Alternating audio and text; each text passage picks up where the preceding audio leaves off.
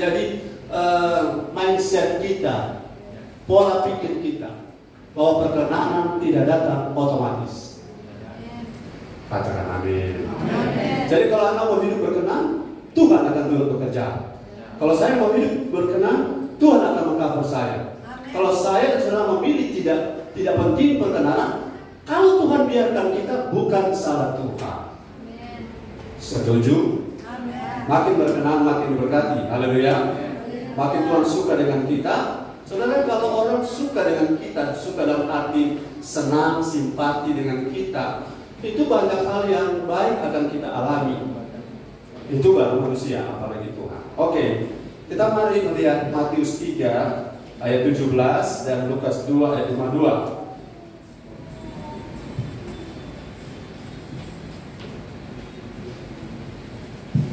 Mari kita berdiri.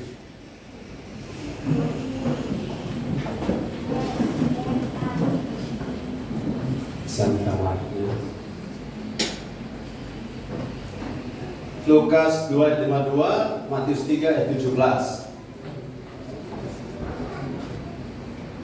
Lukas 2 ayat 50. Matius 3 dulu, 3 ayat 17.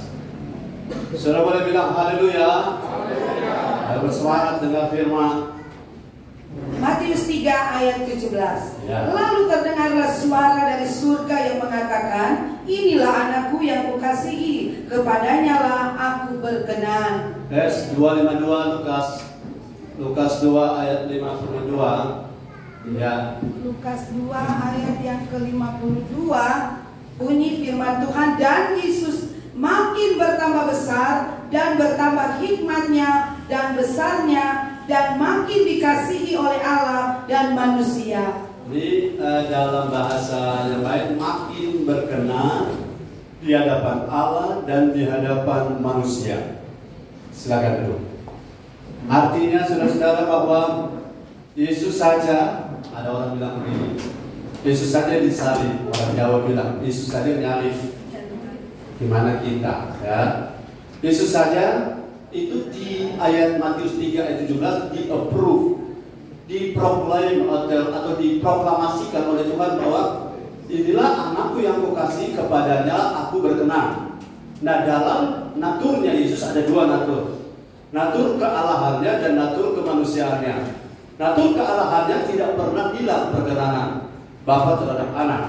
Tapi natur kemanusiaannya, karena dia manusia sekaligus manusia dan manusia Allah, maka sisi manusia sebagai kemanusiaannya itu perkenanan perlu sekali untuk ditunjukkan kepada kita bahwa Allah berkenan kepadanya bukan sebagai Allah, tetapi Allah berkenan kepadanya sebagai manusia.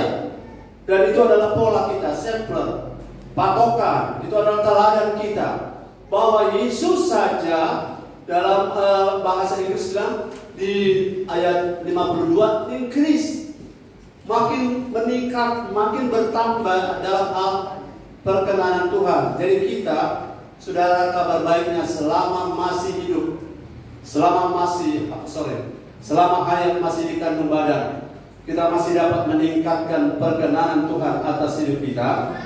Dan itu bisa juga sebaliknya, selama hayat masih di kandung badan, selama itu perkenanan juga bisa mengalami distorsi, atau bukan promosi malah demosi, atau bukan diangkat malah menurun.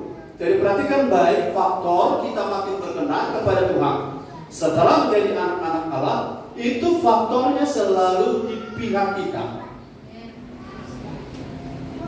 Haleluya. Saya lihat ini rambut-rambut dari wanita-wanita sudah berpirang semuanya. Waktu pertama offline datang, saya kira ada omak bulet dari Eropa. Oh, Belanda ya. Haleluya. Saya percaya saudara, pada perkenanan Tuhan tidak bisa saudara bilang, Tuhan buatlah saya jadi makin berkenan. Tidak bisa, ini bukan doa yang saudara bisa minta kepada Tuhan. Karena Tuhan berkenan pada kita waktu kita percaya sudah dapat keselamatan. Tapi hidup sehari-hari selama di bumi ini, kita yang harus berupaya. Tapi kabar baiknya lagi, bukan oleh kuat dan gagah kita, karena kita memiliki penolong yang lain. Penolong yang lain adalah the Holy Spirit. Dia kekuatan kita. Waktu kita menyembah Dia di Dia beri kekuatan kita untuk sabar. Amin. Dia beri kekuatan kita untuk mengerti kehendak Tuhan. Dia beri kekuatan bahkan tenaga bagi kita untuk bertahan hidup dalam keadaan sukar sekalipun. Itulah Roh Kudus, luar biasa. Kita gereja yang mempercayai Roh Kudus sebagai Allah, bukan sebagai Allah karena memang dari sononya dia Allah. Dan dia adalah pemeran dari power kuasa yang ada di gereja ini. Dan kalau kita andalkan dia, perkenanan Tuhan, saudara, kalau ada tenaga, ada kekuatan, ada power yang mendorong, menguatkan, mengcover kita, kita tidak akan rasa berat. Itu sebabnya ada ayat mengatakan, hiduplah oleh roh, supaya kamu tidak hidup oleh daging. Sebab hidup dalam daging tidak mungkin berkenan. Betul? Nah, bagaimana kita melawan daging tanpa roh? Tidak bisa. Kalau kita melawan daging kita sendiri dengan kekuatan kita sendiri, kita akan kolaps. Tapi itu sebabnya kalau ada praise and worship, mari buka hati, walaupun memang tidak semua kita dalam keadaan hati yang, suasana hati yang lagi mood, suasana hati yang lagi baik, haleluya. Tapi apapun itu, terobos, amin. Terobos, haleluya. Supaya perkenanan Tuhan di area praise and worship kita dapatkan. Kita bisa mendapatkan perkenanan. Kalau Tuhan memberkati praise and worship kita, yang lemah jadi kuat, yang susah dihiburkan, yang bingung diberi arah, haleluya. Yang pope dipertebal, haleluya. Dompet, haleluya. Nah, saya yakin bahwa saudara punya jalan-jalan yang sukar akan dibuka-bukakan oleh Tuhan. Karena faktor kita berupaya mengejar perkenanan Tuhan.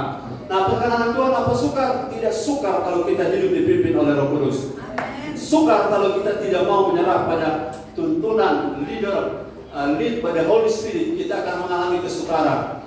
Saya merasa saudara melewati satu proses yang cukup panjang dan saya simpulkan kalau bukan Roh Kudus saya tidak ada hari ini. Saya tidak bisa apa-apa hari ini. Bahkan ada orang udah mulai mengundang saya di satu tempat dan saya masih bilang kalau Tuhan berkenan. Karena saya rasa bahwa hidup saya itu cuma tergantung Roh Kudus. Kalau dia berkenan, oke jadi. Kalau tidak, kita tidak lagi kejar sesuatu. Katakan haleluya. Alasan mengapa kita harus meningkatkan perkenanan, sudah fix kita bahwa perkenanan harus dari pihak kita. Kita kejar, amin. Tidak datang otomatis, tidak datang sendirinya. Saya kasih contoh, kalau saudara banyak ibadah, banyak berkat? Banyak, karena Tuhan yang janji, ibadah mengandung janji. Baik untuk hidup yang sekarang maupun untuk hidup yang akan datang. Roti makananmu diberkati, air minumanmu diberkati. Nah, kalau saudara punya kesulitan bertambah bertubi-tubi dan saudara simpulkan ini gara-gara saya kurang ibadah atau malas ibadah, itu berarti bukan salah Tuhan, bukan? Itu bukan salah Tuhan, salah. Jangan salahkan siapa, pokoknya ada yang salah. Haleluya. Jadi yang pertama, alasan mengapa kita harus meningkatkan perkenanan Tuhan atas kita, karena kualitas perkenanan Tuhan dapat mengalami perubahan.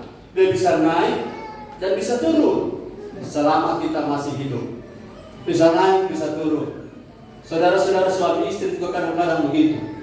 Dulu mana terpelir putri. Dulu waktu wajaran berdua, tasontom di batu, terantang itu batu. Dalam nama Yesus, batu ini tidak pakai mata. Haleluya. Setelah 20 tahun menikah, istri tagata di batu. Dalam nama Yesus, atau di mana ada pemata. Dan itu mata pebatu, batu pemata, tapi dari orang. Tapi saudara bisa jatuh cinta lagi dengan orang yang sama, istrimu sendiri. Haleluya. Karena naik turunnya itu kita bisa ubah. Yang penting kita mengejar perkenanan dengan Tuhan. Ada satu contoh 2 Tawarik 26, 16 sampai 19. 2 Tawarik 16 sampai 19. Setelah ia menjadi kuat, ia menjadi tinggi hati sehingga ia melakukan hal yang merusak. Ia berubah setia kepada Tuhan Allahnya dan memasuki bait Tuhan untuk membakar ukupan di atas mezbah pembakaran ukupan. Tetapi Imam Asaria mengikutinya dari belakang bersama-sama 80 imam Tuhan, orang-orang yang tegas. Mereka berdiri di depan Raja Uzia dan berkata kepadanya, "Hai Uzia, engkau tidak berhak membakar ukupan kepada Tuhan. Hanyalah imam-imam keturunan Harun yang telah dikuduskan yang berhak membakar ukupan. Keluarlah dari tempat kudus ini, karena engkau telah berubah setia. Engkau tidak akan memperoleh kehormatan dari Tuhan Allah karena hal ini." Tetapi Uzia dengan bokor ukupan di tangannya untuk dibakar menjadi marah. Sementara amarahnya meluap terhadap para imam, timbullah penyakit kusta pada dagingnya di hadapan raja, di hadapan para imam di rumah Tuhan dekat mezbah pembakaran ukupan. Mengapa kita harus meningkatkan, mengupayakan, paling tidak mempertahankan perkenanan? Karena Raja Uzia, ayat 16, Raja Uzia setelah ia menjadi kuat.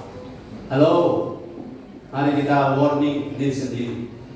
Waktu orang masih pope, cinta Tuhan itu bukan masalah, bukan problema.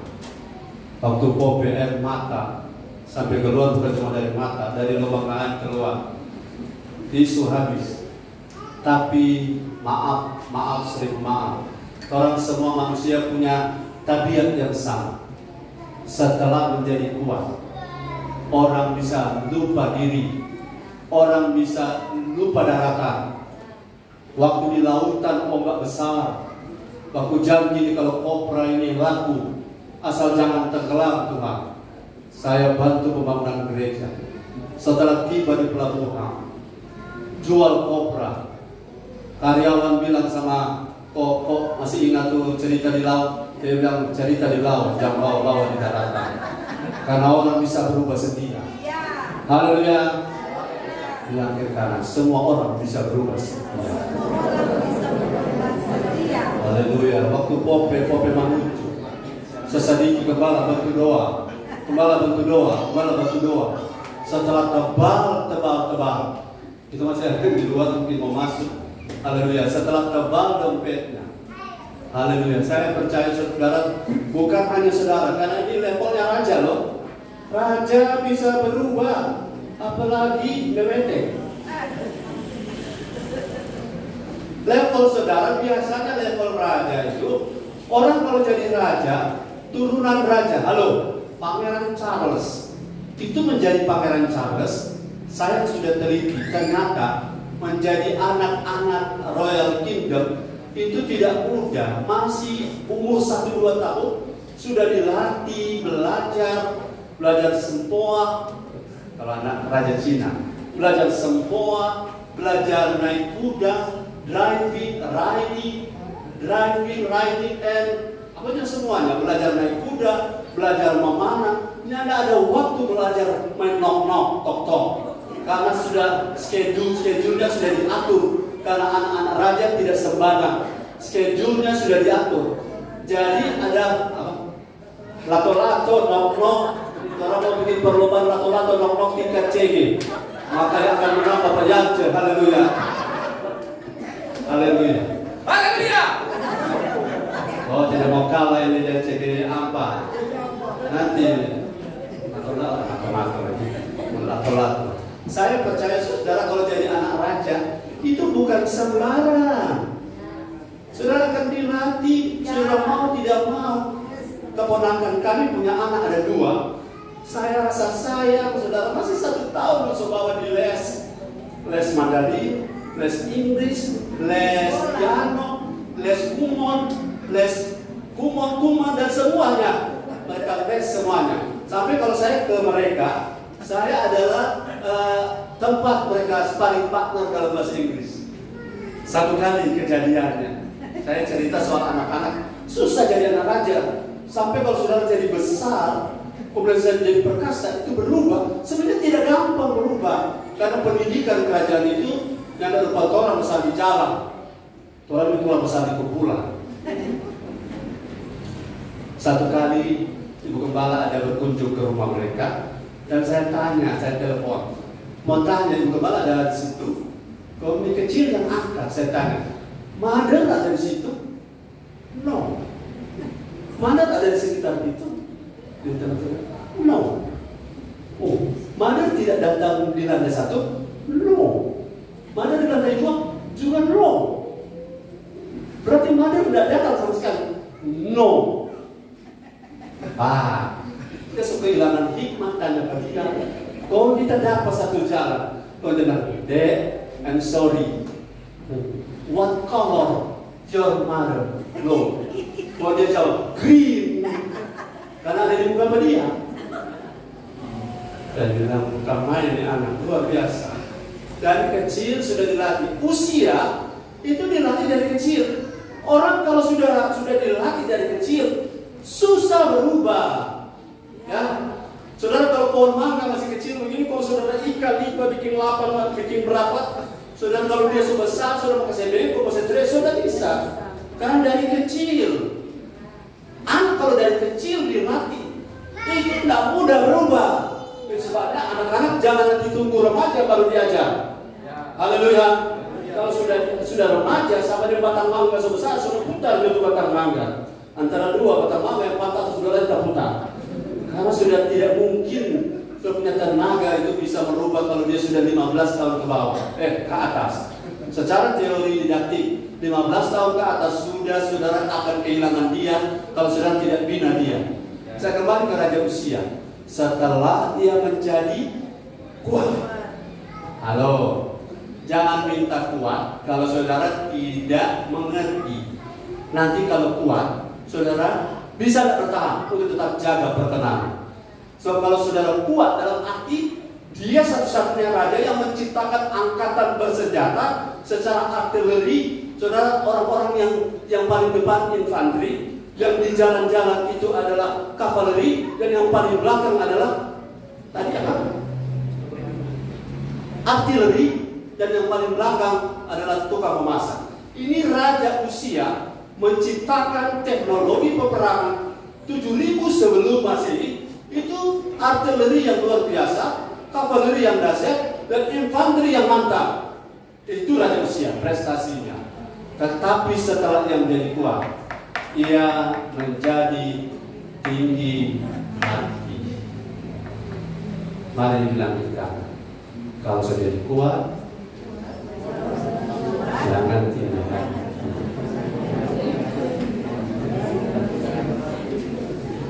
Haleluya.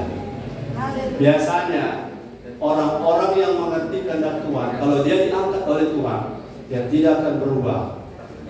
Itu sebabnya saya tidak mau capek-capek. Saya tidak mau merasa capek untuk menanamkan makanan, menabur benih-benih firman.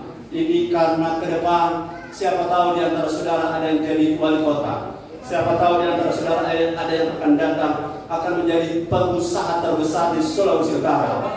Akan menjadi kepala-kepala di Sulawesi Utara. Siapa yang tahu? Tapi pergumulan saya pada waktu itu adalah setelah saudara jadi kuat. Itu pergumulan saya. Setelah saudara jadi hebat, setelah saya jadi hebat, pergumulan juga kita gereja. Kalau kita jadi besar, jadi hebat, masih tidak rendah hati, masih tidak. Kami ini adalah hamba-hamba yang tak berguna. Kami ini dipakai Tuhan cuma karena Tuhan mau pakai kami. Kami ini kalau Tuhan buang, dia bisa buang kami kapan saja. Dalam arti Tuhan tidak butuh kita hanya karena kita itu penting. Tuhan butuh kita hanya karena Tuhan mau kasih kita kesempatan. Dan kalau kita bisa ada dalam pelayanan, semua karena anugerah Tuhan. Haleluya, haleluya. Perkenanan bisa naik, bisa turun, selama hidup masih ada. Jadi perkenanan seperti raja usia ternyata mengalami perubahan pada bagian akhir. Lebih baik, ini bahasa lebih baik. Lebih baik kita diproses di awal, di tengah, daripada kita mau diproses di akhir, sudah tidak ada waktu. Haleluya. Saya diproses di awal, di tengah, tapi janganlah kita nanti mulai diproses di akhir. Karena di akhir ketika usia kena kusta, itu sudah diskualifikasi. Tidak ada lagi. Dia sedangkan mau masuk bait Allah tidak boleh. Mau jadi raja juga sudah tidak boleh. Mau jadi kepala keluarga juga akan diisolasi. Kalau kena kusta, secara medis, secara hukum, secara sosial, secara religi, orang kalau kena kusta di zaman itu selesai semuanya. Haleluya. Haleluya. Jadi jangan sombong saya. Saya mau bilang kepada diri saya sendiri, maksudnya jangan sombong. Sebutkan nama saudara. Ulang. Sebutkan lengkap dengan nama dan gelar saudara.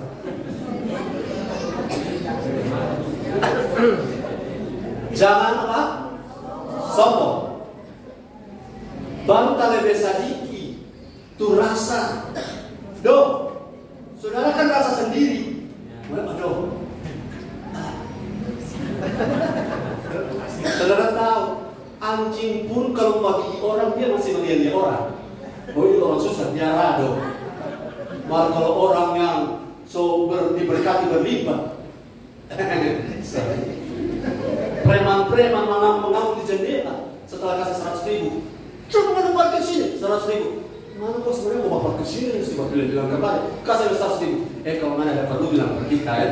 Mana kita mengatur tanpa yang terbaik. Gara-gara apa? Doi. Ini orang susah tuh mati. Kalau saudara sudah banyak doi, haleluya. Hati-hati perkenanan harga mati. Perkenanan Tuhan harga mati. Karena orang boleh rohani pada saat dia susah, tapi belum tentu pada saat dia kuat. Belum tentu pada saat dia sukses. Haleluya. Lebih mudah mana mendidik orang susah daripada orang kaya? Dua-dua susah, kalau dua-dua tidak mau. Tapi lebih mudah seekor lubang lebih mudah seekor unta masuk ke dalam lubang jarum daripada daripada seorang kaya masuk ke dalam kerajaan sorga. Setuju dengan saya? Artinya dua-dua punya potensi sukar, tapi level kesukarannya kalau saudara sudah diberkati. Sudah diberkati artinya kuat versi usia. Jaga hati, jaga hidup, jaga penampilan. Baju boleh baru, tapi hati tetap rendah. Pekerjaan boleh dipromosi, tetapi hati tetap humble. Tetap rendah hati, katakan tetap rendah hati. Karena tidak ada orang congkak yang Tuhan berkenan. Setuju dengan saya? Tak ada perkenanan dalam kecongkakan. Dan kecongkakan itu, saudara, alat ukurnya itu alarmnya, barometernya ke Tuhan. Barometer dari Tuhan sangat peka.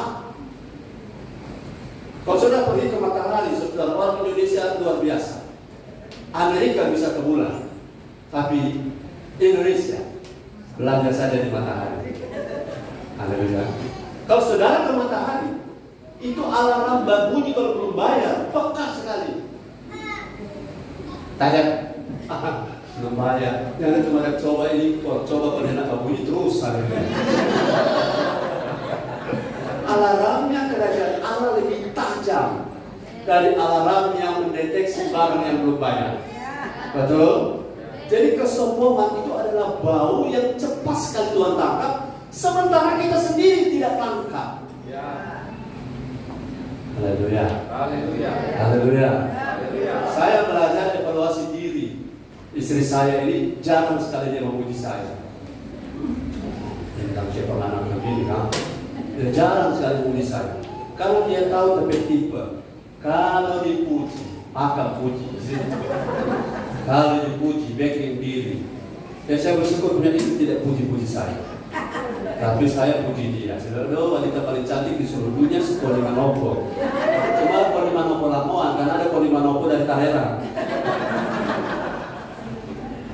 Di Facebook ada Koni Manopo banyak.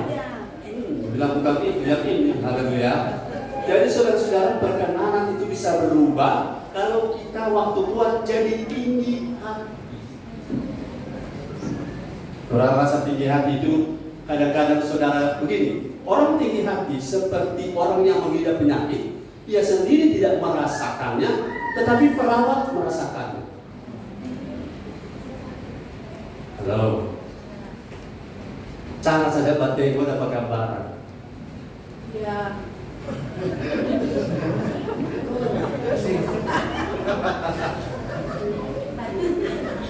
Apa tuh?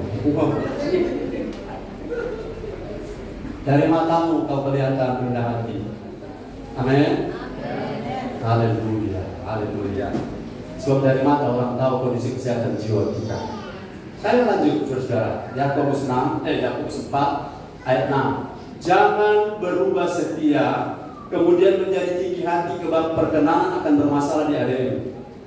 Ayat 6. Tetapi kasih karunia yang dianugerahkannya kepada kita lebih besar daripada itu. Karena itu ia katakan, Allah menentang orang yang congkak tetapi mengasihani orang yang rendah hati. Amin. Allah menentang. Apa artinya menentang? Allah beroposisi, berseberangan, apalagi melawan, tidak setuju, tidak suka. I don't like. Tuhan tidak suka kalau ada orang sombong. Kalau Tuhan sudah tidak suka, apalagi yang bisa saya buat? Haleluya.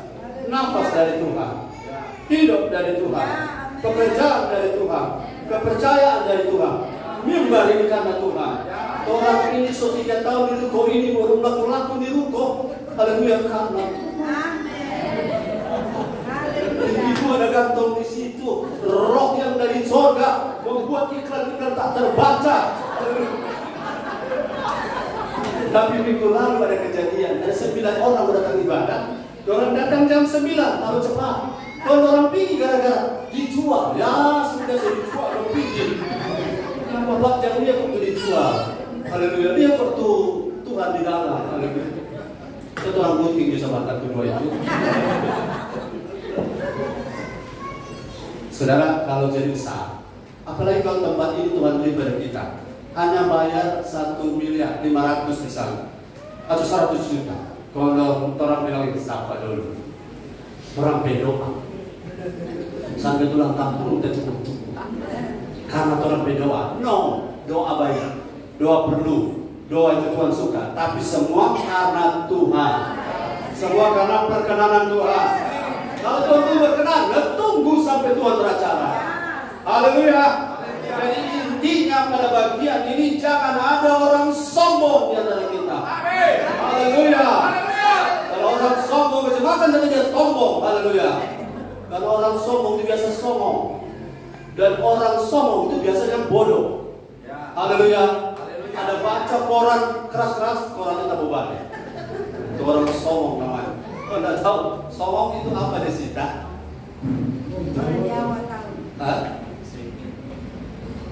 Sombong itu sudah bodoh, sudah sombong, bodoh, norak, congkak, arogan, itu sombong sudah. Saya tidak ingin saudara saya terjebak dalam kesombongan. Karena kalau semakin tinggi seseorang naik, waktu dia jatuh semakin parah kerusakannya. Betul? Lebih baik orang ciri dari 2 meter.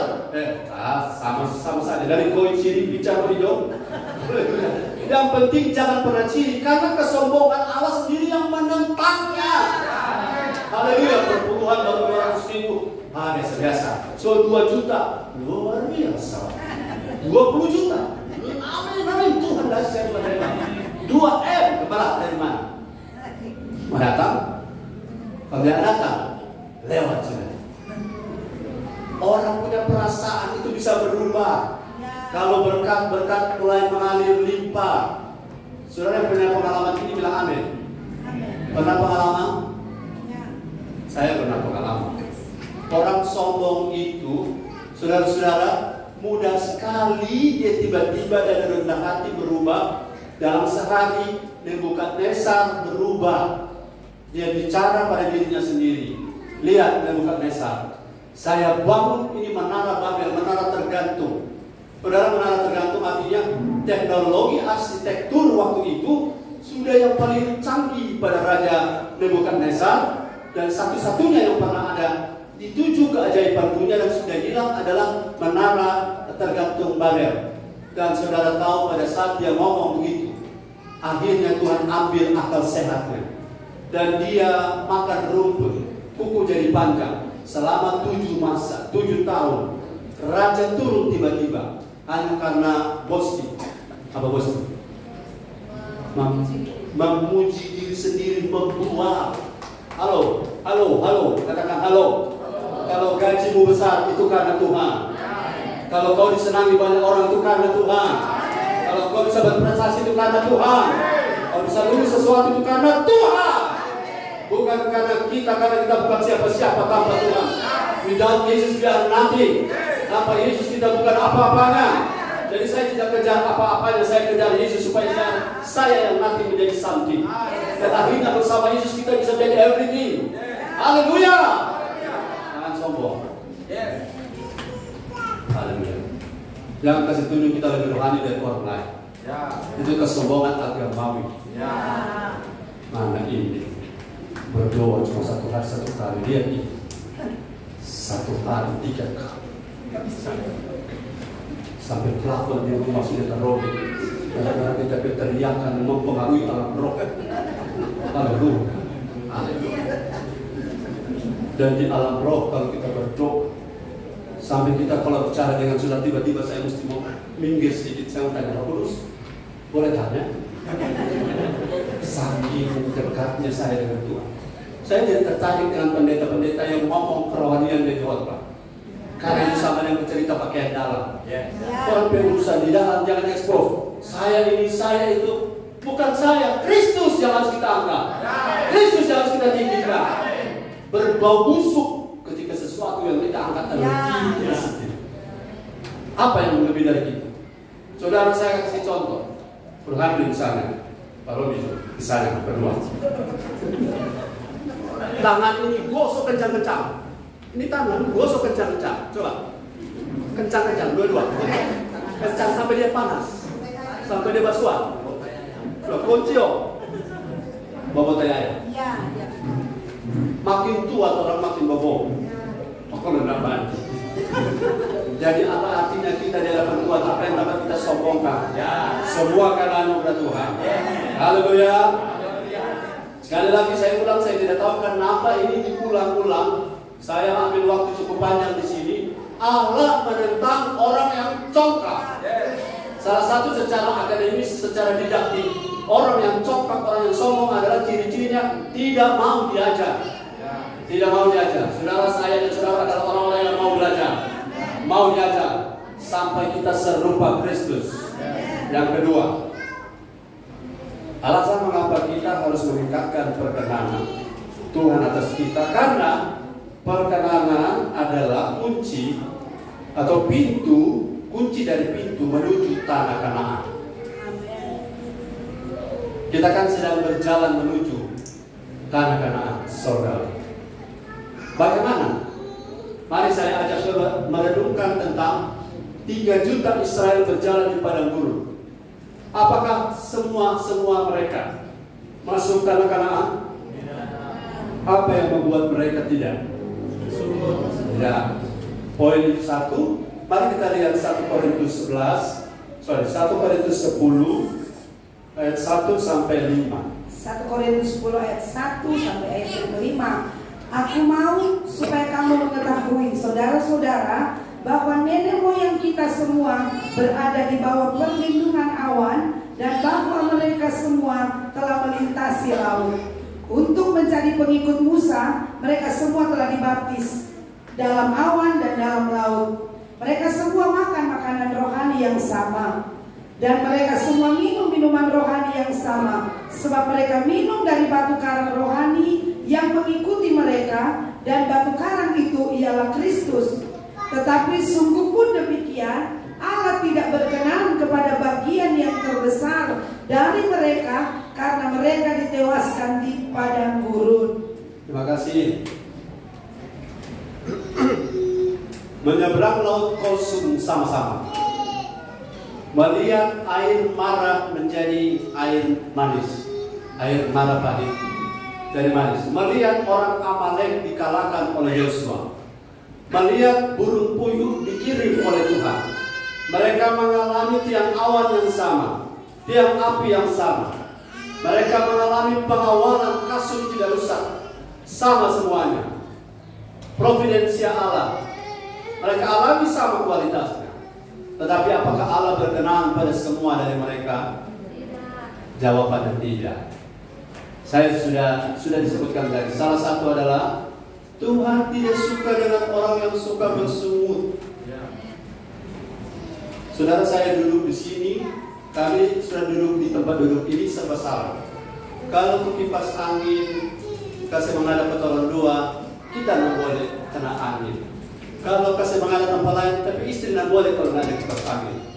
Jadi kami berdua harus menyesuaikan diri. Tapi apapun, panas dingin, mau sulit, mau naik tangga, turun tangga, mau di ruang gelap atau ruang terang, atau kita harus naik gunung, turun gunung. Kalau kita sedang mengikuti jalan Tuhan, jangan ada sunggutan. Sebab murmuring itu against the Lord. Sunggutan bukan melawan situasi. Sunggutan bukan melawan keadaan. Tapi sunggutan itu melawan Tuhan. Haleluya. Memang tidak selalu mudah hidup ini. Tapi jaga mulut kita untuk tidak bersungut. Haleluya. So susah nih, tidak ada apa-apanya. So begini orang pandang enteng, orang cuma lihat di mata sebelah, orang di sebelahnya buang-buang sampah atau orang ke halaman, orang lewat sampai sampah dibuang pada orang. Haleluya. Jadi saudara-saudara, hidup ini tidak selalu mudah. Saudara, apakah mudah berjalan di padang gurun? Di padang gurun itu artinya begini. Saudara sudah pernah lewat di situ, tapi karena tidak ada patokan, itu karena sejauh mata lepas memandang hanya ada pasir. Sementara pasir itu labil, berubah-ubah berdasarkan tiupan angin. Saudara sudah pernah lewat di lokasi yang sama, kecuali sekarang sudah pakai GPS, Global Positional System. Saudara bisa tahu, tadi saya di sini. Tapi di zaman itu, kalau saudara sudah 2-3 kali, kan 40 tahun berputar di padang gurun, berarti ada lokasi yang sudah diulang-ulangi mereka lewat.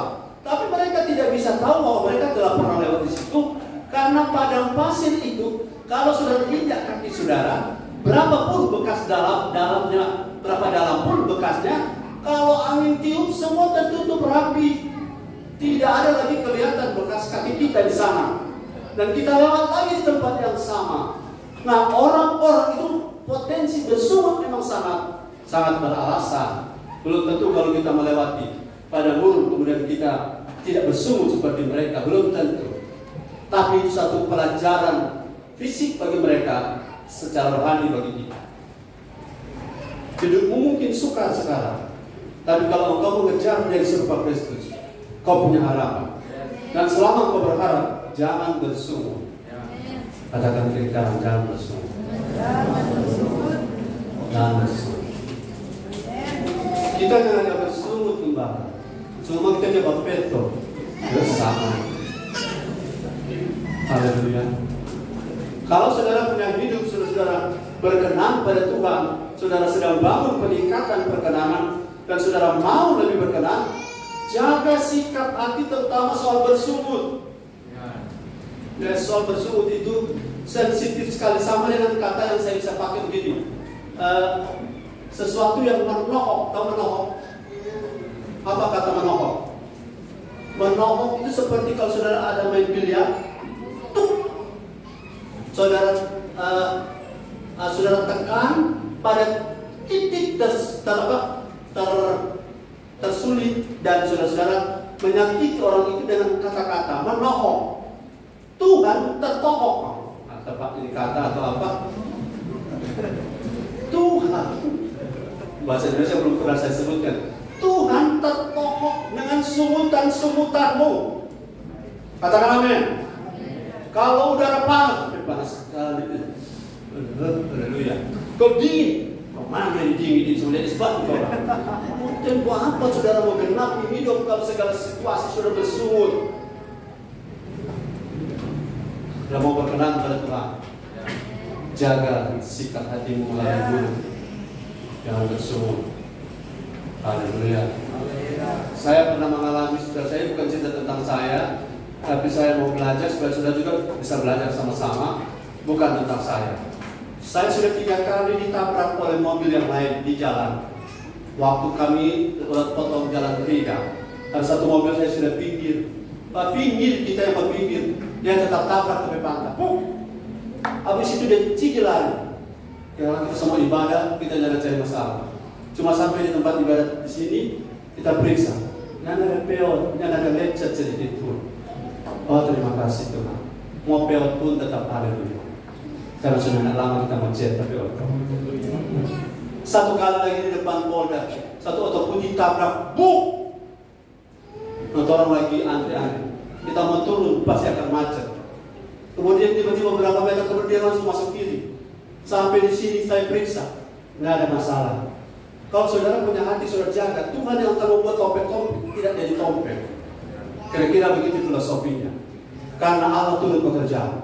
Kalau kita mau mengejar perkenanan, agar kita makin serupa Kristus. Sebuah masalah bagi orang lain tidak akan jadi masalah bagi kita yang menjaga hati. Masalah bagi orang lain, berat bagi orang lain, tapi kita yang mau bersyukur, sungguh-sungguh akan dikalahkan. Perkenanan Tuhan berhubungan dengan kata-kata kita. Katakan amin. Jadi ketika Israel sebagian besar, ayat itu bilang sebagian besar. Ayat 5 sama-sama kita baca. 2, 3. Tetapi sungguh pun demikian, Allah tidak berkenan kepada bagian yang terbesar dari mereka, karena mereka ditewaskan di padang gurun. Terbesar itu begini, mereka keluar dari Mesir kurang lebih 600.000 pejalan kaki. Pejalan kaki artinya orang dewasa yang bisa berjalan. Dan yang tidak jalan kaki, orang tua sudah tua renta, anak-anak yang masih kecil-kecil, dan para wanita.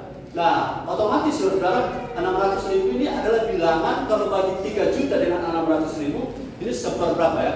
Seperlima.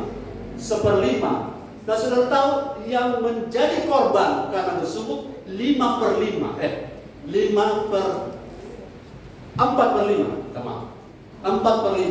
Bagian terbesar dari mereka Tuhan tidak berkenan. Dan saya tidak ingin mengalami itu. Bagian terbesar, bahkan seluruh dari kita, saya berharap tahun ini makin berkenan, makin mendapatkan perkenanan Tuhan. Dan ini adalah bagian kita, bukan bagian Tuhan. Karena kita yang harus mengupgrade diri kita lewat firman dan Roh Kudus yang kita makan setiap hari. Dan saya percaya bagi Tuhan tak ada mustahil. Ketika kita mau komitmen membangun perkenanan itu, maka waktu kita menjaga bibir kita, Roh Kudus akan menguatkan kita. Roh Kudus akan menuntun kita. Yang terakhir, saya kasih 3 saja. Alasan mengapa kita harus meningkatkan perkenanan?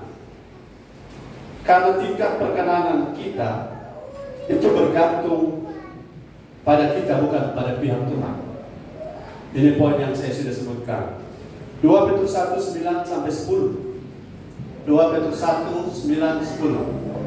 2 Petrus 1 ayat 9 dan 10. Tetapi barang siapa tidak memiliki semuanya itu, ia menjadi buta dan picik, karena ia lupa bahwa dosa-dosanya yang dahulu telah dihapuskan. Karena itu saudara-saudaraku, berusahalah sungguh-sungguh supaya panggilan dan pilihanmu makin teguh. Sebab jikalau kamu melakukannya, kamu tidak akan pernah tersandung. Ayat 11. Dengan demikian kepada kamu akan dikaruniakan hak penuh untuk memasuki kerajaan kekal, yaitu kerajaan Tuhan dan Juru Selamat kita, Yesus Kristus. Yes, haleluya. Haleluya. Jadi perkenanan naik atau turun itu pada fase sesudah kita ikut Tuhan, kita ada dalam kerajaan Allah, bergantung pada kita berusaha atau tidak. Katakan berusaha. Berusahalah. Ayat ini ayat berapa tadi? Pertama 9. Sama-sama ayat 9. Di mana ayat 10? Berusahalah sungguh-sungguh.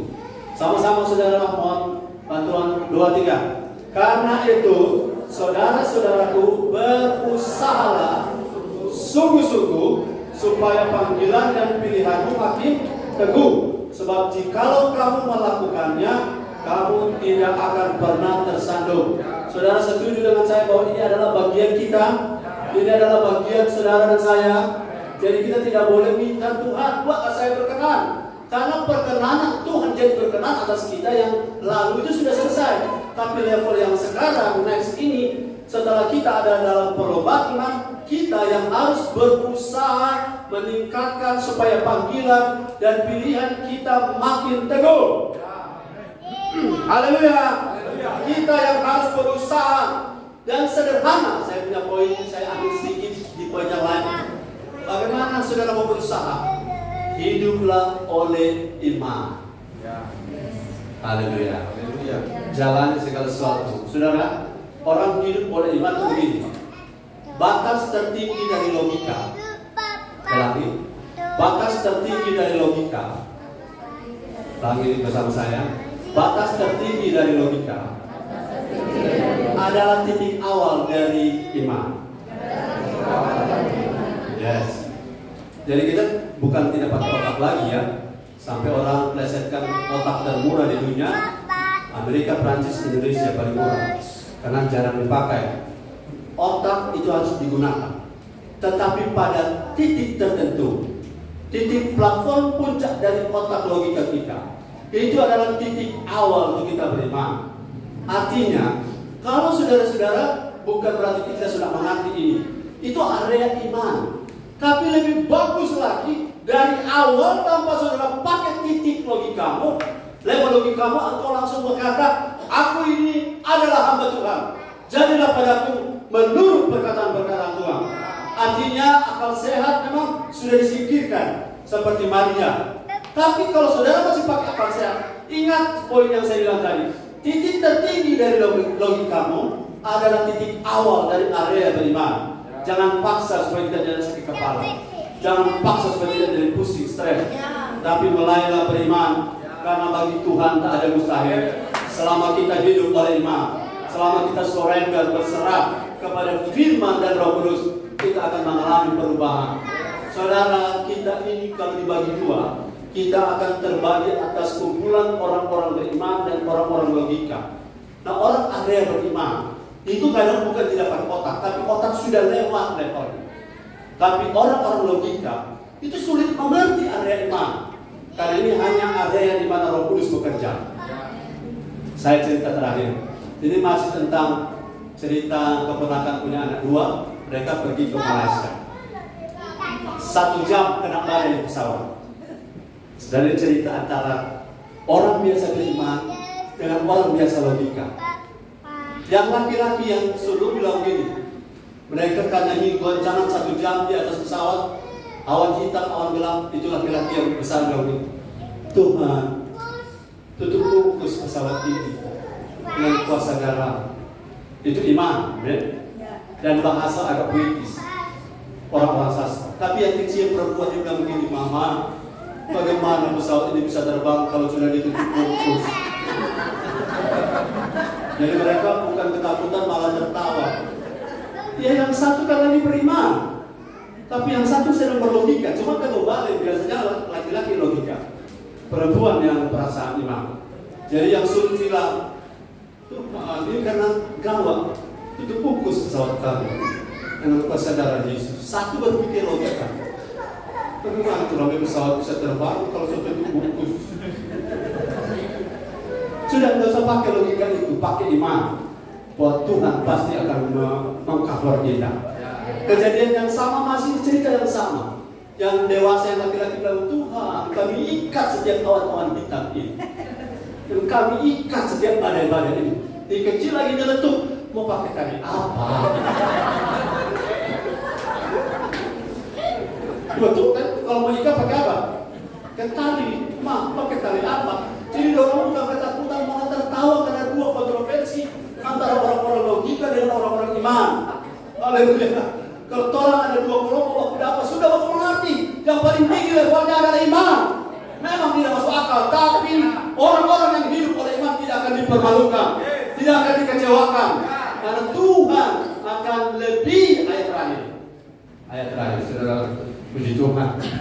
Ayat terakhir, Ibrani 11 ayat 6. Saudara mau perkenanan Tuhan? Hidup oleh iman. Ibrani 11 ayat 6 ayat terakhir.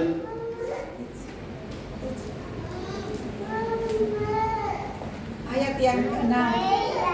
Tetapi tanpa iman tidak mungkin orang berkenan kepada Allah. Sebab barang siapa berpaling kepada Allah, ia harus percaya bahwa Allah ada dan bahwa Allah memberi upah kepada orang yang sungguh-sungguh mencari Dia. Tanpa iman, without faith, tidak mungkin, impossible. You get a favor from God. Kau tidak mungkin mendapatkan perkenanan Tuhan tanpa hidup dengan melalui iman. Memang sukar, memang mustahil. Tapi bagi Tuhan, 2 kali saya dapatkan ayat itu diulang. Bagi Tuhan tak ada yang mustahil. Bagi Tuhan tak ada yang tak mungkin. Adakah sesuatu yang sukar pada Allah? Tidak ada. Dan kalau Allah di pihak kita mendapatkan perkenanan Allah, kita dapat perkenanan Allah yang tidak masuk akal, yang batas tertinggi dari logika kita, akan di-cover oleh iman, saudara. Dan iman akan berkata, saya bisa karena Tuhan bisa. Saya dapat karena Tuhan hebat. Saya bisa menerobos karena Tuhan saya Allah yang Maha Kuasa. Dan saya bisa menang karena Tuhan lebih dari pemenang. Saya bisa berkati karena Tuhan sumber berkat saya satu-satunya. Hidup oleh iman, saudara akan tercengang-cengang karena perkenanan Tuhan dimulai dari titik awal. Hidup oleh iman. Tunduk kepala, kita berdoa. Haleluya.